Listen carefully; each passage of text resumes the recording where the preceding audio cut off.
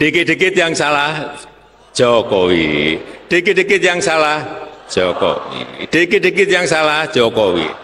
Coba sekali-sekali nyalain Pak Prabowo, nggak berani. Hidup Jokowi! Terima kasih, terima kasih, terima kasih, terima kasih, Pak Jokowi, Pak Jokowi. Horas, Balige Akademi dari tepian Danau Toba yang indah. Oke, pemirsa, tadi video tadi ya, kok begitu ya caranya Joko Widodo ya, dikit-dikit salahin Jokowi, dikit-dikit disalahkan Jokowi, dikit-dikit salahkan Jokowi. Coba kalau berani protes sama Pak Prabowo Subianto, kenapa enggak gitu loh ya? Kenapa enggak gitu? Kita kan negara demokrasi ya, bahwa yang membangun ini, yang membangun bangsa ini ya semua bagian yang memuja, ya, mengkritik atau netral, why not gitu. Kalau kita mau jadi negara maju, ya harus siap mengkritik dan dikritik. Kalau enggak, ya udah, jadikan aja negara kita jadi kerajaan, ya, atau negara otoriter. Kembali lagi ke era sebelum 98, di mana mertuanya Pak Prabowo Subianto ini, Soeharto ini, ya membungkam semua kanal suara rakyat ya. Ya jadikan aja begitu gitu ya. Jadi janganlah ya para pemujanya mengkultuskan segala macam ya. Pak, setiap presiden dikultuskan, mau jadi apa negara ini kalau begini ya. Oke, kaitannya dengan apa ya, dikit-dikit salah Jokowi, dikit-dikit yang disalahkan Jokowi, yang enggak ya, kan rakyat kan baca berita gitu ya. Ini berita terakhir, Luhut geram, rakyat RI hanya terima separuh dari bansos 500 triliun. Ini tiap per tahun 5 tahun terakhir katanya. Kan dari mana? Ini kan ya Luhut sendiri membocorkan 500 triliun. Kita lihat kurvanya. Kan rakyat nggak bodoh. Ya, mulai 2020 sampai 2024 ini ya. Hampir 500 triliun. Berarti separuhnya 250 triliun. Ya, dikali 5 udah 1.250 triliun. Kemana uang rakyat itu? Kan uang rakyat sekarang. Masalahnya KPK-nya diintervensi atau memang pengecut? Kan cuma itu jawabannya ya. Dari statementnya, periksa Luhut Binsar Panjaitan, periksa siapa si Sri Mulyani, periksa Joko Widodo. Kalau memang penegakan hukum itu tegas, bersih, dan tidak pandang bulu, ya diperiksa semua. Kok dikit-dikit salah Jokowi? Emang ngapain salahin Jokowi? Ya, Anda juga kan sebagai warga negara biasa saat itu, yang ketika itu dikasih wewenang untuk memimpin Indonesia ya 10 tahun. Ya, sama seperti Prabowo Subianto, nggak ada istimewanya. Ya nanti setelah selesai presiden ya balik lagi jadi warga negara biasa yang sama kedudukannya di depan hukum, equality before the law. Jadi nggak ada yang spesial di republik ini hanya karena dia sedang presiden, mantan presiden. Inilah negara demokrasi, ya. Kekuasaan sesungguhnya ada di rakyat. Ya, nah, rakyat sudah memberikan wewenang kepada Prabowo Subianto. Ayo lakukan penegakan hukum yang tegas, bersih, dan tanpa pandang bulu, walaupun itu ya seseorang yang menguntungkan Anda pada saat pilpres dengan apa ini ya, bansos-bansos, terutama pada saat apa itu sidang sengketa pilpres di MK itu ada peningkatan bansos beras 22 juta orang jelang pilpres. Ini kan menguntungkan Anda kan, belum lagi keputusan MK ya yang diotak-atik ya untuk ngotak-atik umur sehingga Gibran bisa masuk ini ya, masuk cawapres. Jadi nggak ada apa salahnya rakyat mengkritik rupanya Joko Widodo. Apa salahnya? Nggak boleh kita. Ya buat aja undang-undang membungkam suara rakyat gitu loh. Jadi ini negara bukan milikmu, bukan milik keluargamu, bukan milik seseorang, milik semua rakyat, karena kan pajak rakyat semua ya. Nah, di sini aja harusnya sudah menjadi petunjuk yang kuat statementnya siapa ini, si Binsar Gultom ya. 500 triliun 5 tahun terakhir itu separuhnya nggak sampai ke rakyat. Pertanyaannya kemana itu uang itu? Ya, hutang menumpuk sampai 8.400 sekian, hampir nyaris 8.500 triliun. Ya ini karena inilah nggak jelas peruntukannya. Mulai 2020, 21, 22, 23, 24, hampir 500 triliun tiap tahun. Kalau setengahnya kan 250 dikali 5 tahun 1.250 triliun itu yang bisa harusnya diselamatkan, tapi dengan enteng kan KPK ya santai aja dengan statement ini. Padahal ya devisa yang dihasilkan oleh seluruh kelapa sawit, perusahaan kelapa sawit itu cuma 250 triliun, sudah 11 juta orang, berapa juta orang itu? 14 juta orang bekerja untuk itu, hanya menghasilkan 250 triliun devisa. Ini dengan enteng kan? Keringat rakyat santai aja sambil ketawa Luhut ini ya kan. Separuhnya ini makanya mau kita benahi pakai digitalisasi. Enteng kali, hutang udah menumpuk, uang rakyat dipermainkan seperti itu kan. Ini kan harusnya sudah bisa. Ya. Tuh apa kita salahkan Jokowi ya? Nggak ada pentingnya. Kalau memang nggak ada salahnya ya jadi warga negara biasa aja. Belum lagi nih, Rocky Gerung sebut menteri-menteri setor uang ke Gibran setiap Sabtu. KPK dorong publik lapor. Ya, inilah KPK ini, dikit-dikit masyarakat yang disuruh lapor. Ya kau progresif lah cari untuk membenahi sistem walaupun itu mantan presiden ya atau wapres incumbent ya harus diperiksa.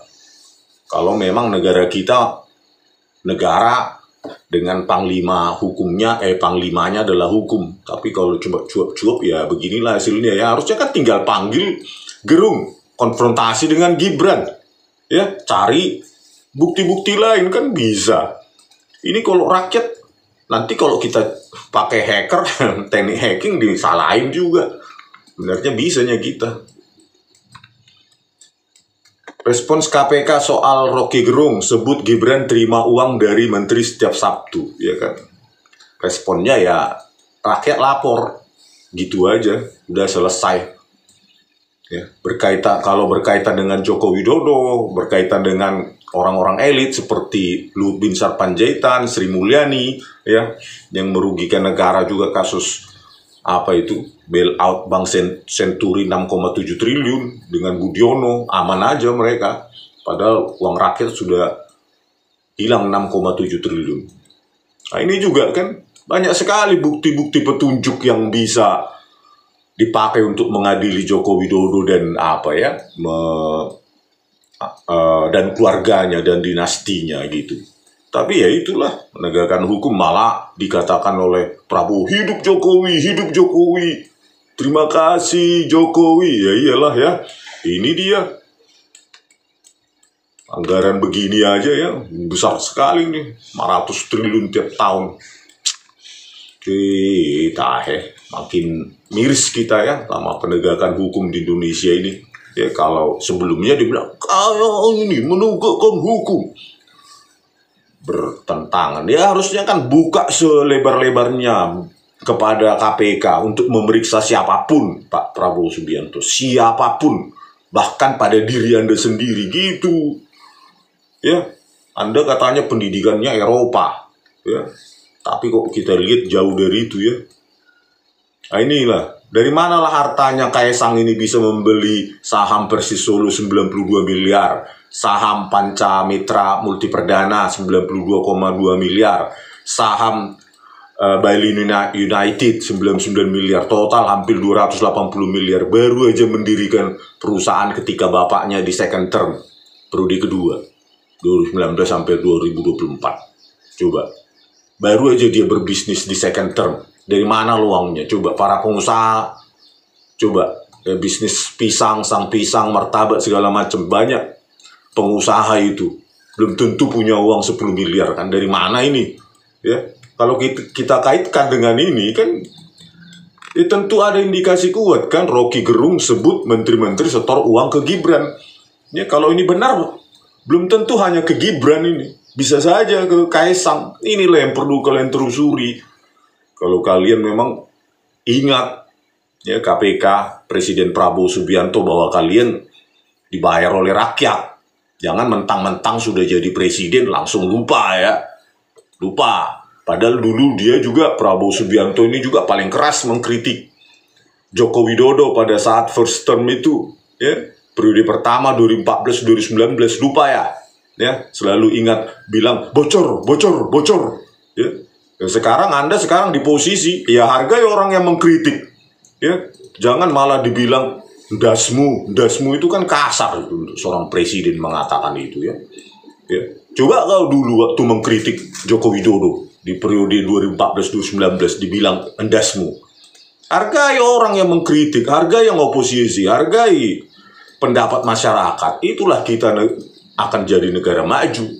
Ya. Kok sekarang anti kritik sana ya, endasmu gitu. Gak cocok seorang presiden mengatakan endasmu. Kecewa gitu. Padahal di sini asta-cita program prioritas kalian ini Prabowo Subianto dan Gibran nih pencegahan dan pemberantasan korupsi. Harusnya ya opini-opini yang berkembang di masyarakat harus diserap dan dihargai, ditindaklanjuti. Bukan malah dikatakan endasmu. Ya. Hargai aja gitu loh.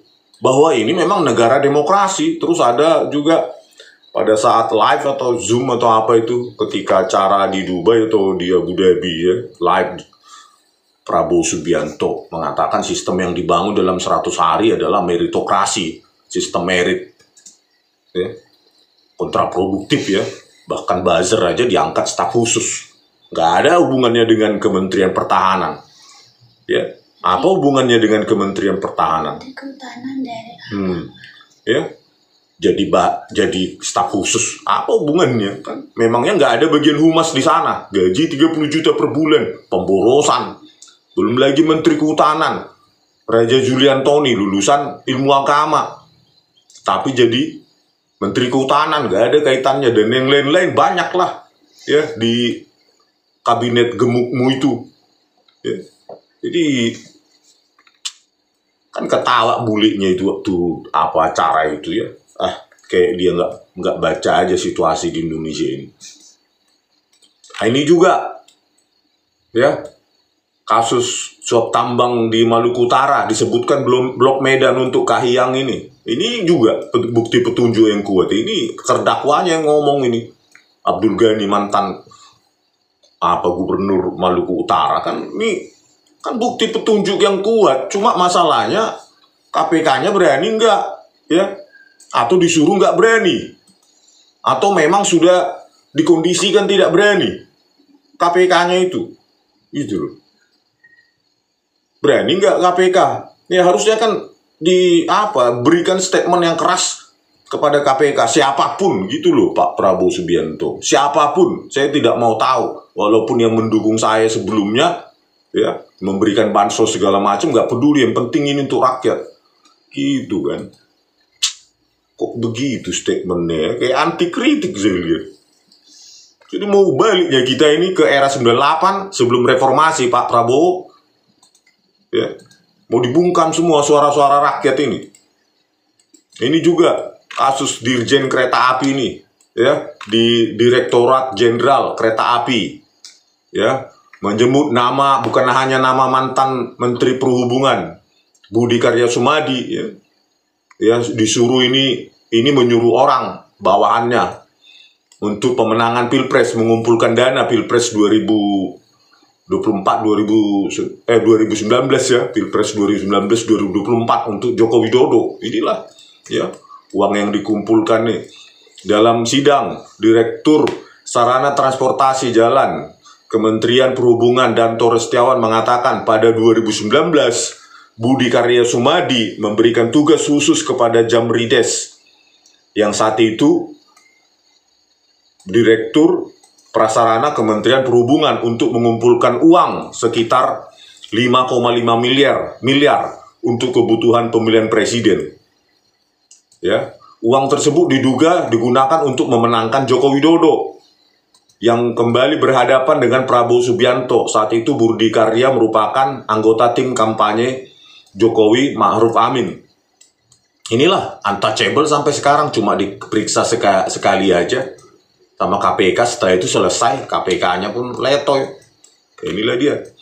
Budi Karya pernah diperiksa KPK dalam proses penyidikan perkara dugaan korupsi DJKA ini. KPK sudah pernah memeriksa Budi Karya pada 26 Juli 2023. Saat itu Budi ditanyai soal mekanisme internal di Kemenhub dalam pelaksanaan proyek pembangunan dan pemeliharaan jalur kereta api di DJKA. Ya, namun terkait fakta baru terungkap di persidangan ini, juru bicara KPK Tessa Mardika mengatakan pihaknya belum berencana memanggil mantan Menteri Perhubungan Budi Karya dalam perkara korupsi. Ya, bayangkan, ya tinggal dilempar aja, tergantung jaksanya apakah dibutuhkan keterangannya untuk perkara yang sedang disidangkan. Ini kan sudah dikatakan di persidangan, ya, bahwa Budi Karya Sumadi inilah yang menyuruh mereka untuk mengumpulkan dana pemenangan Pilpres Joko Widodo Ma'ruf Amin. Kenapa orang ini nggak ditahan, anak buahnya aja? Itu loh Budi Karya Sumadi, ya. Benar nggak Budi Karya Sumadi ini menyetor untuk pemenangan Pilpres kampanye Joko Widodo? Tanya juga, panggil juga Joko Widodo. Negara hukum apa lah ini? Ya, negara hukum abal-abal Indonesia ini. Ini tersangka suapnya ini. 10 tersangka dugaan suap proyek jalur kereta api. Ya. Jalur kereta apinya di Jawa, Sumatera, dan Sulawesi tahun anggaran 2021-2022. 2021-2022 ya. Tahe semua ini. Dan si Budi Karya Sumadi dan Joko Widodo diperiksa aja enggak, dipanggil aja enggak. Terus kembali lagi ke statement Joko Widodo tadi. Dikit-dikit saya salah, dikit-dikit salah saya, dikit-dikit. Ya ini kan udah ada bukti petunjuknya. Cuma masalahnya KPK nggak berani kan gitu. Jadi jangan disalahkan rakyat yang mengkritik Anda. Harusnya kalau benar Anda sebagai presiden yang bersih saat itu, harusnya Anda datangi KPK itu untuk diperiksa. Berani nggak? Ya, Anda datangi sendiri KPK itu. Ini saya disebut ini. Ya, nama saya disebut ini di korupsi ini. Saya datang gitu loh kalau berani. Ya, belum lagi kasus ini. Ya, si tim sukses Joko Widodo dalam kampanye Pilpres 2014, Windu Aji Sutanto ya, dalam kasus korupsi BTS 4G. Ya, Windu Aji Sutanto ini disebut ya sebagai Pilpres ya. Windu Aji Sutanto menerima sebesar 70 miliar di korupsi BTS 4G. Ini dia. Pelaku utamanya adalah Johnny G. Plate. Aman dia sampai saat ini.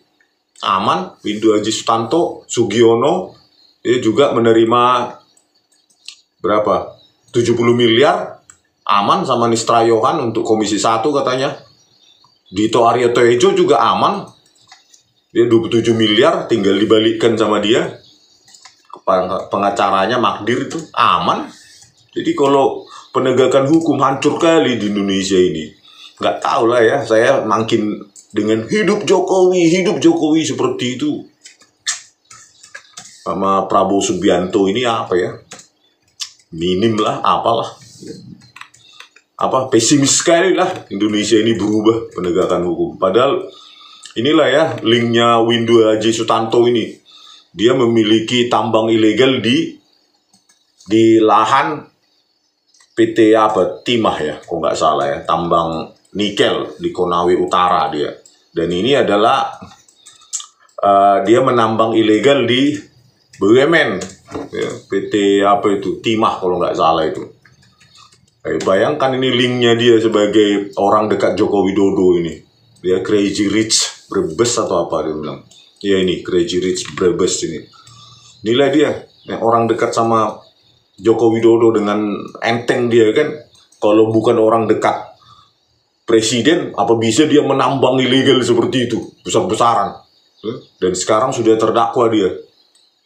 Orang dekat dari Inspektur Jenderal Karyoto yang sekarang Kapolda Metro Jaya 2016. Ini dia. Orang dekatnya.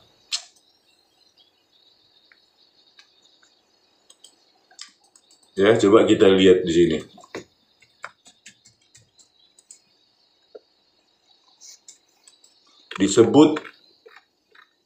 disebut dalam sidang korupsi DJKA kok Kemenhub, Jokowi ikuti proses hukum yang ada. Saat ditemui di rumahnya, Jokowi hanya menjawab singkat mengenai namanya disebut dalam perkara sidang korupsi pejabat Kemenhub. Enteng kan?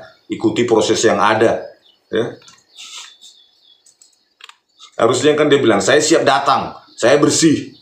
Dana kampanye kami 2019-2024 benar-benar dari ini, bukan dari dirjen-dirjen di kementerian, gitu ya. Harusnya kan begitu, saya siap datang, tidak ada itu, uang kampanye kami cuma sekian kok. Harusnya kan begitu ya. Presiden ke-7 RI Jokowi merespon soal namanya yang turut disebut dalam sidang di Pengadilan Tindak Pidana Korupsi Semarang, Jawa Tengah, Senin 13 Januari 2025. Sidang tersebut dengan terdakwa pejabat pembuat komitmen Balai Teknik Perkeretaapian Jawa bagian Tengah, Yofi Okatriza. Dalam sidang itu, mantan Direktur Sarana Transportasi Jalan Kementerian Perhubungan, Kemenhub, Danto Restiawan yang diperiksa sebagai saksi mengungkap adanya perintah dari Menteri Perhubungan Budi Karya Sumadi. Perintah itu berupa pengumpulan uang guna pemenangan Jokowi di pemilihan presiden 2019. Saat mendapat pertanyaan dari wartawan soal namanya yang ikut disebut dalam pengadilan kasus korupsi di Dirjen Perkeretaapian DJKA Kemenhub, Jokowi tidak memberikan banyak komentar. Ia hanya mengatakan agar mengikuti proses hukum yang ada. Ya, ikuti proses hukum yang ada lah, ucap Jokowi singkat ketika kepada awak media menemuinya di kediamannya. Ya. Sebelumnya dikutip dari Antara, Danto mengatakan pada 2019, Direktur Prasarana Kemenhub Jamrides mendapat tugas dari Menteri Perhubungan Budi Karya Sumadi untuk mengumpulkan uang sekitar 5,5 miliar. Uang tersebut, kata dia, untuk keperluan pemenangan Pilpres 2019. Danto masih menjabat sebagai Direktur Lalu Lintas Kereta Api Kemenhub. Pada sidang yang dipimpin Hakim Ketua Gatot Sarwadi itu, Danto menuturkan uang tersebut dikumpulkan dari para PPK, ya, pejabat pembuat komitmen di DJKA, yang bersumber dari para kontraktor proyek perkeretaapian. Jadi, ya, para pejabat PPK ini mengumpulkan dari para kontraktor proyek. Ya, kontraktornya dari mana uangnya? Ya, dari APBN lah ya. Informasinya Pak Jamrides diminta untuk lari ke luar negeri sementara karena terpantau oleh KPK. Aduh, inilah ya. Ini bagaimana ini Joko Widodo berani nggak mempertanggungjawabkan ini? Ya. Berani nggak mempertanggungjawabkan semua yang ada di opini publik? Berani nggak mempertanggungjawabkan kalau Anda bersih? Mempertanggungjawabkan uang anak Anda ini yang hampir 280 miliar untuk semudah itu, untuk perusahaan seumur jagung ketika Anda presiden periode kedua. Berani nggak mempertanggungjawabkan ini? Berani tidak Anda mempertanggungjawabkan menyangkal statement Rocky Gerung ini? Menteri-menteri setor uang ke Gibran setiap Sabtu. Berani nggak Anda sebagai yang katanya dikit-dikit salah Jokowi, dikit-dikit salahi Jokowi? Berani nggak?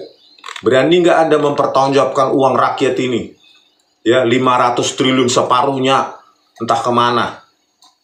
Ya, tidak tepat sasaran. Berani nggak dalam 5 tahun terakhir, kata Luhut Binsar Panjaitan, dari kemana uang 1.250 triliun ini? Sampai kami mengalami kelangkaan beras dan kami membeli beras itu sampai 2-3 kali lipat. Gitu loh. Harusnya cuma 100.000 untuk 5 kilo jadi bisa 250 sampai 300.000. Akibat kelangkaan itu. Ya pantas ya, 22 juta bansos beras jelang Pilpres. Ya kami dampaknya ke kami, anakmu jadi wapres. Berani nggak mempertanggungjawabkan itu semua? Ya kalau nggak berani, ya kalau nggak berani, jangan larang kami beropini. Dikit-dikit salahkan Jokowi, dikit-dikit salahkan Jokowi. Jangan, ya datangi KPK itu banyak berita itu.